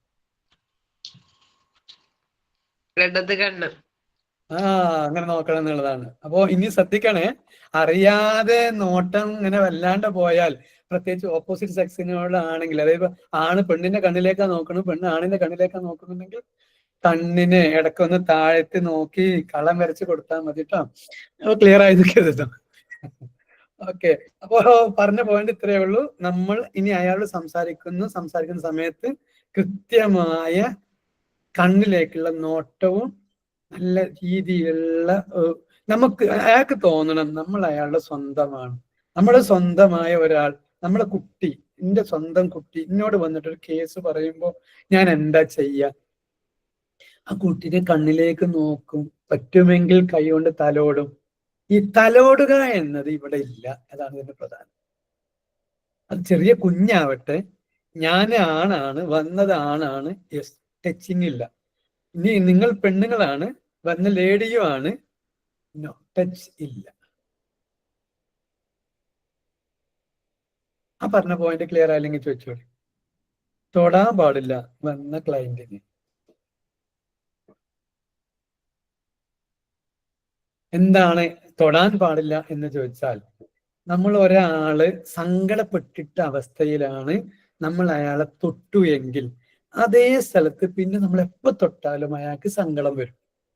നിങ്ങൾ വളരെ പോസിറ്റീവ് വൈബുള്ള ഒരു മനുഷ്യനാണ്. കാരണം നിങ്ങളിലേക്കാണ് എന്താ പറയുക, എനർജി നഷ്ടപ്പെട്ടു പോയ ആളുകളൊക്കെ റീചാർജ് ചെയ്യാൻ വേണ്ടി വരുന്ന ഒരു ചാർജിങ് സ്റ്റേഷനാണ് നിങ്ങൾ. അതന്നെയാണ് ചാർജിങ് സ്റ്റേഷൻ, നിങ്ങളാണ്. നിങ്ങളെ കയ്യിൽ നിന്ന് വന്ന് തിരിച്ചു പോകുമ്പോൾ അയാൾ പോസിറ്റീവ് വൈബോടെ തിരിച്ചു പോകുന്ന ഒരാളാണ്. അപ്പൊ ചാർജിങ് സ്റ്റേഷൻ നിങ്ങളാണ്. അപ്പൊ നിങ്ങൾ അയാളെ തൊടേണ്ട സാഹചര്യം ഉണ്ടെങ്കിൽ പരമാവധി പോകാൻ സമയത്ത് കൈ കൊടുക്കാം. അല്ലാതെ ഈ ക്ലയന്റിന്റെ മുന്നിൽ സിറ്റിംഗിൽ ഇരിക്കുന്ന സമയത്ത് നമ്മൾ കൈ തൊടാൻ നമുക്ക് തോന്നും, അത് നമ്മുടെ ഫീലിംഗ് ആണ്. ആ ഫീലിങ്ങിനെ ഇപ്പോഴേ ബ്രേക്ക് ചെയ്യണം. അല്ലെങ്കിൽ എന്താ കുഴപ്പമെന്ന് ചോദിച്ചാൽ, നേരത്തെ പറഞ്ഞ മാതിരി നമ്മൾ തൊട്ടാൽ അയാളുടെ സങ്കടത്തിന്റെ അവസ്ഥയാണെങ്കിൽ അത് കൂടുകയാണ് ചെയ്യുക. സന്തോഷമാണെങ്കിൽ അത് ഓക്കെ, അപ്പോഴും നമ്മൾ തൊടുന്നില്ല എന്ന ഫീലിംഗ് കൊണ്ടുവരലാണ് ഏറ്റവും നല്ലത്.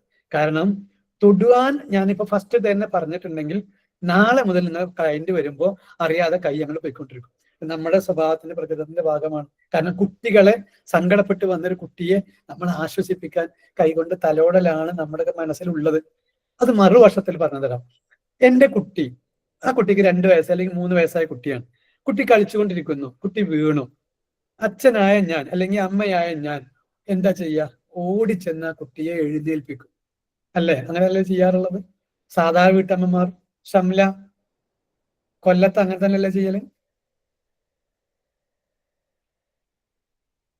ഷംല കൊല്ലം തന്നെയല്ലേ വന്നിട്ടുള്ളത്? കണ്ണൂര്. ആ ഷംല കണ്ണൂരാ? ആ കൊല്ലം ഷംല വന്നിട്ടുള്ളത്? എത്തിയിട്ടില്ല അല്ലേ? ആ ഇല്ല ഇല്ല. ഓക്കെ. സീമ എവിടെയാ വീട്? കൊല്ലം. ആ നിങ്ങളാണ് കൊല്ലത്തുനിന്നല്ലോ. ഓക്കെ. ഷംല കൊല്ലം നിങ്ങൾക്ക് പരിചയമുള്ള ആൾ തന്നെയല്ലേ? ഇല്ല, ഷംല അറിയത്തില്ല. Okay okay, thank you. അപ്പോ ഷംല, നിങ്ങൾ പറയൂ, നിങ്ങളെ നാട്ടില് അങ്ങനെയല്ലേ കരയണ കുട്ടിയെ പോയിട്ട് അല്ലെങ്കിൽ വീണ് കിടക്കുന്ന കുട്ടിനെ വേഗം പോയിട്ട് എഴുന്നേൽപ്പിക്കല്ലോ ചെയ്യാ? എന്നിട്ട് സാരല്ല എന്ന് പറഞ്ഞ് തട്ടി കൊട്ടി മുടിയൊക്കെ അല്ലേ, അങ്ങനെയല്ലേ ചെയ്യല്? അതെ. അപ്പൊ വീണ്ടും എന്ത് ചെയ്യും? ആ കുട്ടി എന്തെങ്കിലും ഒന്ന് വീണാൽ വീണ്ടും നിങ്ങളുടെ ഒരു ടച്ചിങ്ങിന് വേണ്ടി കാത്തു നിൽക്കും. ആ കുട്ടി അവിടെ തന്നെ നിന്ന് കരയും. ഉണ്ടായിട്ടുണ്ടോ? ഇല്ലേ? ഉണ്ട്. അപ്പൊ നമ്മൾ തിരിച്ചറിയുന്നു, യെസ്, കരയുന്ന കുട്ടി, വീണ കുട്ടി, അവൻ എഴുന്നേറ്റ് വരട്ടെ. എന്നിട്ട് അവനോട് നമ്മൾ എന്തൊക്കെ കാരണവന്മാർ ചെയ്യുന്ന ഒരു പരിപാടി ഉണ്ട്. അങ്ങനെ വീണ് പോയാല് കുട്ടിയോട് വന്നിട്ട് പറയും, ഓടി വന്നിട്ട് പറയും, ആ ഒരു കാര്യം, എവിടെ വീണത്? ഓ എന്റെ കുട്ടിയെ തള്ളിയിട്ടു അല്ലെ, ഏതാണ് ആ കല്ല് അല്ലെങ്കിൽ ആ തറ, ഒരു ചവിട്ട് കൊടുക്കുക എന്ന് പറഞ്ഞിട്ട് നമ്മളെ കൊണ്ട് അവിടെ പ്രതികാരം ചെയ്യിപ്പിക്കലായിരുന്നു ചെയ്തിരുന്നത്. അപ്പൊ വീണ ഭാഗത്തുനിന്ന് അവർ നമ്മൾ തൊടുകയില്ല. അപ്പോ നമുക്ക് തോന്നും വീണാൽ അവിടെ 2 ചോട്ടി ചോട്ടിട്ട് പോയാൽ മതി എന്ന ഫീലിംഗ് നമുക്കും വരല തുടങ്ങും. അല്ലെങ്കിലോ നമ്മൾ വീണ്ടും ആ കുട്ടി അവിടെ നിന്ന് കരയും, നമ്മൾ വരുന്നത് വരെ കരയും. ഇതേപോലെ നിങ്ങളുടെ ക്ലയന്റിനെ നിങ്ങൾ ആശ്വസിപ്പിക്കാൻ തുടങ്ങിയാൽ പിന്നെ ഏത് സമയത്തും നമ്മൾ എന്ത് ചെയ്യും? ഇതുപോലെ ഒരു ആശ്വാസത്തിന് വേണ്ടി വെയിറ്റ് ചെയ്യും. എന്താ ലില്ലി ടീച്ചറെ പറയാനൊരുങ്ങുന്നത്? പക്ഷെ ഞാനാണ് എതിരാണ്. ആ എബിൻ പറയൂ. ഒരു ഡൗട്ടേ, അതായത് ഒരു അന്ധനായിട്ടുള്ള ഒരാളാണ്, കണ്ണനങ്ങുന്ന ആളാണ്. പക്ഷെ അപ്പൊ നമ്മൾ റാപ്പ് ബിൽഡ് ചെയ്യാൻ വേണ്ടിട്ട് കണ്ണിൽ നോക്കി സംസാരിച്ചാൽ എങ്ങനെ ഉണ്ടാവും? അതായത് എനിക്കറിയേണ്ടതാണ്, ആള് നമ്മളെ കാണുന്നതാണോ അതോ നമ്മൾ അയാളെ കാണുന്നതാണോ, ഏതാണ് റാപ്പോ എന്നാണ് ഒന്ന് മനസ്സിലാവാൻ. അപ്പൊ അവിടെ നമ്മൾ കണ്ണ് എന്നുള്ള സാധനം മാറ്റി വെച്ചാൽ മതി. അപ്പൊ അടുത്ത പോയിന്റ് കിട്ടണം, അതല്ല ചോദ്യം. അല്ല അങ്ങനെയല്ല. ഇപ്പൊ അപ്പം ഒരാൾ തന്നെ കണ്ണ് മാത്രമല്ല, റാപ്പ് ബിൽഡ് ചെയ്യാൻ നമ്മൾക്ക് കഴിഞ്ഞ ദിവസം പറഞ്ഞല്ലേ, മണിക്കൂർ കണക്കിന് ക്ലാസ് എടുത്താലും തീരാത്ത ടോപ്പിക്കാണ് റാപ്പോ. അപ്പൊ അകക്കണ്ണ് എന്നുള്ളൊരു പോയിന്റ് നമ്മൾ നേരത്തെ സൂചിപ്പിച്ച സൂചന ഉണ്ട്, അതിലേക്കാണ് നിങ്ങളുടെ ചോദ്യം വന്നത്. അപ്പൊ അതിൽ നമ്മൾ ഒന്നുകൂടി ഫോക്കസ് ചെയ്യാം. ഇതിൽ ഇടത് കണ്ണ് കാണാത്ത ഒരാൾ, ഇടത് കണ്ണ് ഇല്ലാത്ത ഒരാൾ, അവരൊക്കെ വന്നാൽ നമ്മൾ കണ്ണില്ലാത്ത ആൾ, അവർ വന്നാൽ നമ്മൾ എന്ത് ചെയ്യും എന്നാണ് ഇവിടെ പ്രസക്തമായ ചോദ്യം. ആ ചോദ്യങ്ങൾ എല്ലാവർക്കും ഇപ്പൊ ഉണ്ടായിട്ടുണ്ടാവും, നമുക്ക് മനസ്സിലായി, തിരിച്ചറിഞ്ഞെന്ന് മനസ്സിലാവുന്നു. അവരുടെ നെറ്റിയിൽ നമ്മൾ പെണ്ണുങ്ങൾ, സ്ത്രീകളൊക്കെ പൊട്ടു തൊടുന്ന ഭാഗമുണ്ടല്ലോ, 2 കണ്ണിന്റെയും പുരികത്തിനിടയിലുള്ള ഭാഗം അല്ലെ? എന്താ ഭാഗത്തിന് പറയേണ്ടത്? രാജുമാഷൻ ഇടപെട്ടാണ്. പൊട്ടു തൊടുന്ന ഭാഗത്തിന് എന്താ പറയാ? പക്ഷെ നെറുകൈ. നേരെ മേലല്ല, ഈ ഭാഗം. നെറുകൈ. തടം സർ. നെറുകൈ. നെറുകൈ. ഓക്കെ. നെറുകൈ. നെറ്റിത്തടം സർ. തൃക്കണ്ണല്ലേ സർ? നെറ്റിത്തടം. അല്ല അല്ല നമ്മള് പൊട്ടുകൊണ്ട ഈ കാണുന്നില്ല ഈ ഭാഗം, രണ്ട് പോയിന്റ് നെറുകൈ നെറുകയിൽ കുങ്കുമം ചാർത്തി എന്നൊക്കെ പറഞ്ഞല്ലേ. ആ പൊട്ടി തൊടുന്ന ആ പോയിന്റ് അല്ലേ, ആ പോയിന്റിലേക്ക് നോക്കിയാലും ആ പോയിന്റിലേക്ക് നോക്കിയാൽ പോരാ, അതിനപ്പുറത്ത് അയാളുടെ ബ്രെയിനിന് ഫ്രണ്ടൽ ലോബിനെ നമുക്ക് കാണാൻ കഴിയണം. തലച്ചോറിന്റെ മുൻഭാഗം നമ്മൾ കാണുന്നു എന്ന്. ക്ലിയർ ആയോ രാജു സാറേ? നെറ്റിയുടെ മേലല്ലേ സർ രാജു സാറേ നെറുകൈ? പക്ഷേ ഒരു ചെറിയ കുഴപ്പമുണ്ട് കേട്ടോ. നെറുകൈ അവിടെയാണ്. ഈ ഉച്ചിക്ക് നെറുകൈ എന്ന് പറയലുണ്ട്. ഉച്ചിക്ക് ഈ ഫോർഹെഡിന്റെ അതെ അതെ അവിടെയാണ് നെറുകൈ. ഇതാ ഈ പോയിന്റാണ് ഞാൻ പറഞ്ഞത്. ബാക്കി നിങ്ങൾ എന്ത് പറഞ്ഞാലും കുഴപ്പമില്ല. ഇത് നിങ്ങൾ വിവിധ ജില്ലയിൽ വിവിധ പേര് പറയുകയാണെങ്കിൽ ഓക്കെ, പോയിന്റ് മനസ്സിലായല്ലോ. നിങ്ങൾ ജസ്റ്റ് ആ ഭാഗത്തേക്ക് ഒന്ന് കൈ ഒരു സെന്റിമീറ്റർ വിട്ടിട്ട് അല്ലെങ്കിൽ ഒരു ചാണ അകലത്തിൽ നിന്ന് കൈ അങ്ങനെ പോയിന്റ് ചെയ്ത് നോക്കിയാൽ എന്താ തോന്നുന്നത്? What you feel? എബിൻ, നിങ്ങളെ ഉത്തരം തരണ്ടേ? വളരെ വളരെ കണ്ണായ സ്ഥലമാണത്. സെന്ററാണ്. അവിടെ കണ്ണുണ്ട് അല്ലേ? അതാണ് കണ്ണായ സ്ഥലം. ഹലോ സാർ, ആ ഭാഗത്തേക്ക് നോക്കുമ്പോ നമ്മൾ തൊട്ട് മുന്നിലിരിക്കുന്ന വ്യക്തി കളവ് പറയുകയാണെങ്കിൽ നമുക്കത് പെട്ടെന്ന് മനസ്സിലാക്കാം. അത് അയാൾ പറയുന്നത് കളവാണെന്ന് മനസ്സിലാക്കാൻ പറ്റൂലേ? Very good, very good, very good. എനിക്കൊരു അനുഭവം അങ്ങനെ വന്നിട്ടുണ്ട്, അതുകൊണ്ട് ചോദിച്ചാ. Very good, very good. പക്ഷെ ഇതിനകത്തിപ്പോ നമ്മള് ആളെ കണ്ടാൽ മതിയോ, അത് ആള് നമ്മൾ നോക്കുന്നുണ്ടെന്ന് അറിയണം? അയാൾ നമ്മൾ കാണും. അവരുടെ പ്രത്യേകത, അവർക്കൊരു നിശ്ചിത അകലത്തിലുള്ള ഒരാളെ, അതുപോലെ കണ്ണില്ലെങ്കിൽ കണ്ണിന്റെ ബാക്കി, അതായത് പഞ്ചേന്ദ്രിയങ്ങളിൽ ഒന്ന് വീക്കായി എന്നാൽ ബാക്കിയുള്ളത് വളരെ ആക്റ്റീവ് ആവുന്നുള്ളതാണ്. കണ്ണ് കാണാത്തവൾ ചെവി ഷാർപ്പായിരിക്കും, സ്മെല്ല് ഷാർപ്പായിരിക്കും. ഇനിയോ അയാളെ സ്കിന്ന് അതിനേക്കാൾ ഷാർപ്പായിരിക്കും. ഇവനെ മൂക്ക് നേരത്തെ പറഞ്ഞല്ലോ, 5 സെൻസിൽ കാണുന്നു, കേൾക്കുന്നു, മണക്കുന്നു, രുചിക്കുന്നു, അനുഭവിക്കുന്നു. പിന്നെ കണ്ണ് പോയി, അപ്പൊ സ്കിന്ന് സൂപ്പർ ആയിരിക്കും, ചെവി അതിനേക്കാൾ സൂപ്പർ ആയിരിക്കും, സ്മെല്ല് അതിനേക്കാൾ സൂപ്പർ ആയിരിക്കും. അപ്പോ കണ്ണ് പോയാലും ശരി, മൂക്കും നാക്കും ത്വക്കും ഒക്കെ വളരെ സൂപ്പർ ആയിരിക്കും. പക്ഷെ അപ്പോ നാക്ക് ഇവരുടെ നാവിനത്ര രുചിയുണ്ടെന്ന് നമുക്കറിയില്ല. അതതിൽ പോയിന്റ്. അല്ലെങ്കിൽ ഇവരുടെ നമ്മുടെ അടുത്തുണ്ടെങ്കിൽ നമുക്കൊരു സ്മെല്ലുണ്ട്. ഓരോ വ്യക്തിക്കും ഓരോ സ്മെല്ലുണ്ട്, അവർക്ക് വേഗം ഐഡന്റിഫൈ ചെയ്യാൻ കഴിയും. നമ്മുടെ ശബ്ദത്തിന് വ്യത്യാസമുണ്ട്. നമ്മുടെ ഐഡന്റിറ്റിയാണ് നമ്മുടെ ശബ്ദം. ആ ശബ്ദം അവർക്ക് തിരിച്ചറിയാൻ കഴിയും. ഇപ്പോ എന്റെ കൂടെയുള്ള ഒരു ഷെരീഫ് എന്ന് പറഞ്ഞ ഒരാളുണ്ട്, ഒരു അധ്യാപകനാണ്. അദ്ദേഹവും ഞാനും 2004 ഞാൻ ഗൾഫിൽ നിന്ന് വന്ന് ലീവിന് വരുന്ന സമയത്ത് അദ്ദേഹത്തെ വഴിയിൽ വെച്ച് കാണുക, ബസ്സിൽ ഇത് യാത്ര ചെയ്യുന്നത് നമ്മൾ സംസാരിക്കുകയാണ്. പിന്നീട് അദ്ദേഹത്തെ കാണുന്നത് ഞാൻ 2004 ശേഷം 2012 കാണുന്നത്. അപ്പൊ എന്റെ ശബ്ദം കേട്ട ഉടനെ അയാൾ പറഞ്ഞു, ഇന്ന നാട്ടുകാരനല്ലേ, ഇന്ന ആളല്ലേ എന്ന് ചോദിച്ചിട്ട്, ഇന്ന ദിവസം ഇന്ന സ്ഥലത്ത് വെച്ചിട്ട് ഇന്ന കാര്യം പറഞ്ഞിട്ടില്ല എന്ന് ചോദിച്ചിട്ട്. അതായത് ഇവരുടെ മൈൻഡും ഈ പറയപ്പെട്ട ശബ്ദവും ഒക്കെ വല്ലാത്ത തീവ്രമായിരിക്കും. ഇപ്പോ കുറച്ചു കാലങ്ങൾക്ക് മുമ്പ് ഇവിടെ വെച്ച് മരണപ്പെട്ട ഒരാളുണ്ടായിരുന്നു. അതെന്താ പറയാ, ഡൽഹി യൂണിവേഴ്സിറ്റിയിൽ പഠിപ്പിച്ചുകൊണ്ടിരിക്കുന്ന ഒരാളുണ്ട്. അദ്ദേഹത്തിന്റെ കൈ പിടിച്ചിട്ട് അവിടുത്തെ പിന്നെ ഗസ്റ്റായി വന്ന ആള് കൈ പിടിച്ചിട്ട് നടക്കുകയാണ്. നടന്നുകൊണ്ടിരിക്കുന്ന ഇടയിൽ പെട്ടെന്ന് അയാൾ നിന്ന ഉടനെ അദ്ദേഹം ചോദിക്കുകയാണ്, അല്ല കറണ്ട് പോയി അല്ലേ? അതെ. എന്നാ ഇനി എന്റെ കൈ പിടിച്ചോളൂ, ഇനി എന്റെ കൂടെ വന്നോളൂ. അപ്പോ കണ്ണാണ് നമ്മളുടെ കഴിവ്. അതുകൊണ്ട് നമുക്ക് എന്ത് ചെയ്യില്ല, ബാക്കി സെൻസിനെ കുറിച്ച് ഒന്നും അറിയില്ല. എന്നാൽ അവർക്ക് ഇതെല്ലാം അറിയാം.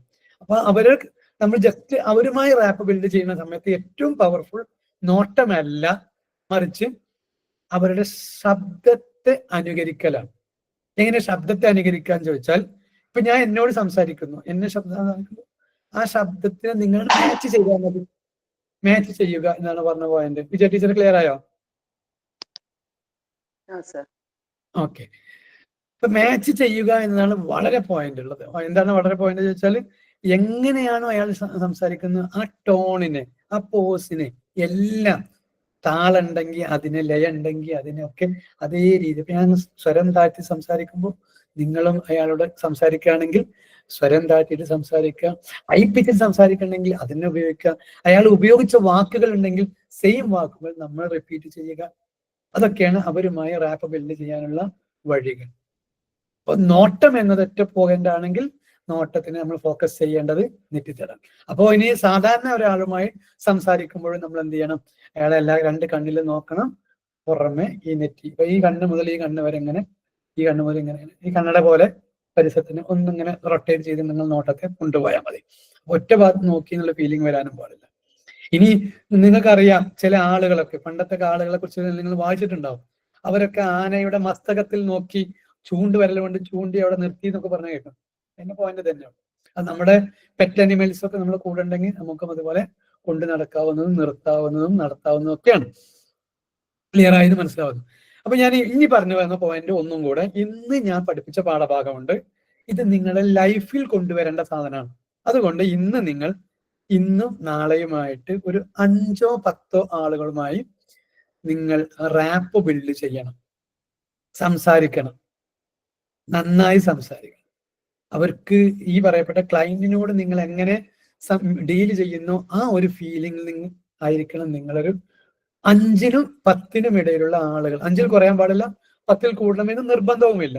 5നും 10നും ഇടയിലുള്ള ആളുകളുമായി ഈ പറയപ്പെട്ട റാപ്പ് ബിൽഡ് ചെയ്യാൻ നിങ്ങൾ പഠിക്കണം. ഇന്ന് പഠിച്ച പാഠമല്ല ഇനി അടുത്ത ലെവലിൽ നിങ്ങൾ പഠിക്കുന്നുണ്ടാവും. അപ്പോൾ ഇന്ന് പഠിപ്പിച്ച പാഠം തന്നെ നാളെ ഞാൻ വേറെ ഒന്നും കൂടെ തരാം. പക്ഷെ നിങ്ങൾ എന്ത് ചെയ്യണം? ഈ പറയപ്പെട്ട 5 ആളുമായിട്ടെങ്കിലും മിനിമം നിങ്ങൾ സംസാരിക്കണം. അടുത്തൊരു പണിയും കൂടെ തരുന്നുണ്ട്. ഇതുവരെ തന്ന ക്ലാസ് ഫലപ്രദമായി എന്ന് നിങ്ങൾക്ക് തോന്നുന്നുണ്ടോ? ഇല്ലെങ്കിൽ ഇല്ല എന്നൊന്ന് കമന്റ് ഇട്ടാണ്. ഫലപ്രദമാണെന്ന് തോന്നുന്നു, പ്രതീക്ഷയുണ്ടെങ്കിൽ യെസ് എന്നിട്ടാണ് ടൈപ്പ് ചെയ്താണ്. ചെറിയ പണി തന്നില്ലെങ്കിൽ നിങ്ങൾ ഉറങ്ങിപ്പോയാലോ? ഒരു പ്രതീക്ഷ ഉണ്ട്. Very good, very good, very good. Yes മാത്രം ഇട്ടാലും മതി. Very good, very good. Raju സാറേ ലൈക്കും ഒന്നും നിങ്ങൾക്ക് പോലെ ഇവിടെ വേസ്റ്റ് വേണം. നിങ്ങളുടെ പേര് എനിക്ക് ഇത് കഴിഞ്ഞിട്ട് കാണണം. ഇനി എന്തിനായി പറഞ്ഞതെന്ന് നോക്കണം. ഒന്ന്, ഇത് നല്ല ക്ലാസ് ആണെന്ന് നിങ്ങൾക്ക് ഫീൽ ചെയ്താൽ, ഞാൻ പരസ്യത്തിന് വേണ്ടി പണം ചെലവഴിക്കാറില്ല. നിങ്ങളാണ് എൻ്റെ പരസ്യം. അതുകൊണ്ട് ഇത് നല്ലതാണെന്ന് തോന്നിയാൽ ഒരാളെയെങ്കിലും നിങ്ങൾ വഴി നാളെ ക്ലാസ്സിലേക്ക് എത്തണം. നമ്മൾ പറഞ്ഞല്ലോ, ക്യാഷ് നമുക്ക് നിർബന്ധമില്ല, ഇപ്പോൾ നിർബന്ധമില്ല. അങ്ങനെയാണ് കേട്ടോ. 5000 അയാൾ കൊടുക്കണം, അയാൾ പഠിച്ചോളും, ഉപകാരപ്പെടുമെന്ന് നിങ്ങൾക്ക് ഉറപ്പുണ്ടെങ്കിൽ. ഇപ്പോ ഞാൻ കൗൺസിലിങ്ങിന് ഇരിക്കുന്നുണ്ട് എന്ന് പറഞ്ഞാൽ ഇപ്പൊ എന്റെ കൂടെ വന്ന ഈ 51 പേരും ക്ലയന്റിനെ എൻ്റെ അടുത്തേക്ക് അയക്കും. Note the point. നിങ്ങളുടെ അടുത്തേക്ക് ക്ലയന്റിനെ അയക്കണമെങ്കിൽ ഏറ്റവും ചുരുങ്ങിയത് കൗൺസിലിംഗ് ഞാൻ പഠിക്കുന്നുണ്ടെന്നും നിങ്ങളും പഠിക്കാൻ വരൂ എന്ന് ഒരാളോടെങ്കിലും പറഞ്ഞാൽ, യെസ്, നിങ്ങൾ പഠിച്ച ഒരാളാണെന്ന് കരുതി നിങ്ങളിലേക്ക് ആളുകളെ അയക്കാൻ അവരെല്ലാം ഉണ്ടാകും. അപ്പോ എത്രത്തോളം ആളുകളോട് നിങ്ങൾ ഈ കൗൺസിലിംഗ് ക്ലാസ്സിനെ കുറിച്ച് പറയുന്നുണ്ടോ എന്ന് വെച്ചാൽ, ക്ലാസ്സിലേക്ക് ആളെ കൊണ്ടുവരുന്ന യാതൊരു നിർബന്ധമില്ല. എന്നാൽ നിങ്ങൾ എന്ത് ചെയ്യണം? നിങ്ങൾക്ക് പ്രൊമോട്ടറായി മാറാൻ സാധ്യതയുള്ള 5 or 10 ആളുകളോട് ഈ കൗൺസിലിംഗ് ക്ലാസ്സിനെ കുറിച്ച് നിങ്ങൾ സംസാരിക്കണം. അതിന്റെ മറുവശം കൂടെ പറയാം. മറുവശം, രണ്ടാമത്തെ ഭാഗം. ഞങ്ങളുടെ നാട്ടില് 2 പേര്, പണ്ടത്തെ കാലത്ത് അറിയാലോ, പാടത്താണ് കാര്യമായിട്ട് പണിയെടുക്കുക. പാടത്തിന് വരമ്പുണ്ടാകും. വരമ്പ് പറഞ്ഞാൽ നിങ്ങൾക്ക് അറിയാൻ കരുതുന്നു, ഇയാളുടെ ഭൂമി ഇപ്പുറത്തും അയാളുടെ ഭൂമി ഇപ്പുറത്തും രണ്ടിനെയും വേർതിരിക്കുന്ന അതിർവരമ്പ് നിർമ്മിക്കും. അപ്പോ അതിന് നല്ല കട്ടിയോടുകൂടെയൊക്കെ ഞാറ് നടുന്നതിന് മുമ്പ് സ്ട്രോങ് ആക്കി വെക്കും. ഞാറെല്ലാം പറിച്ചു കഴിഞ്ഞാൽ വീണ്ടും ഇതൊന്ന് ചെത്തി നന്നാക്കി മിനുക്കി ഒന്ന് റെഡിയാകും. അപ്പോ ഞങ്ങളുടെ നാട്ടിലുള്ള ആളുകളുടെ പേരാണ്, ഒന്ന് KT എന്ന പേരിലാണ്. KT കാക്ക എന്നാ പറയാ, മലപ്പുറം സ്റ്റൈലിൽ കാക്ക എന്നാ പറയാം. അപ്പോ അയാളുടെ ഭൂമിയാണ് ഒരു ഭാഗത്തുള്ളത്, അപ്പുറത്തുള്ളത് വേറൊരാളും. അദ്ദേഹം എന്താ പറയാ, കൈക്കോട്ട് കൊണ്ട് വളരെ ശക്തിയോടുകൂടെ കളച്ചെടുക്കുകയാണ്. മലപ്പുറം സ്റ്റൈലിൽ സംസാരിക്കണം കേട്ടോ. അപ്പോ കിളക്കുന്നതിനിടയിൽ ഈ KT ഓടി വന്നു. എന്താണോ ഇങ്ങനെ വരമ്പ് കളക്കുന്നത്, വരമ്പിന് ഒത്തിരി അധികം കളച്ചിട്ടുണ്ടെങ്കിൽ പിന്നെ എന്ത് ചെയ്യും?